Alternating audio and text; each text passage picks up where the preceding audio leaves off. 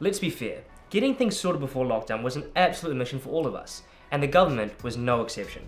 Just before Level 2 hit, they introduced the Public Health Response Act, and it received a lot of criticism from the opposition. The controversial act is still in place and could be there for another 2 years, so this is the Public Health Response Act, simplified. The purpose behind this was to ensure that New Zealanders were adhering to the limits placed on gatherings at private property. It's essentially a downgrading of the government powers during Levels 3 and 4.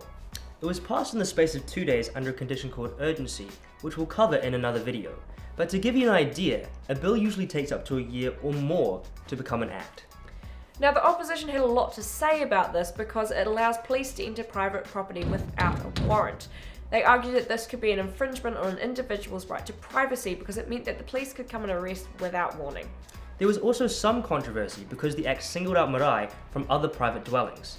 Many in the Māori community felt that this was discriminatory, and for that reason, the wording was changed to include them. Now, you might be thinking, hey, we're out of lockdown, so they would have gotten rid of this act, right? Unfortunately not. This could actually be with us for up to another 2 years. This is because Parliament has to keep reviewing all these sorts of laws to ensure that in the case that COVID did come back to Aotearoa, we would still be all good. For that reason, expect to hear more about this act in July when the Chamber debates it for its second time. And that's the Public Health Response Act, simplified.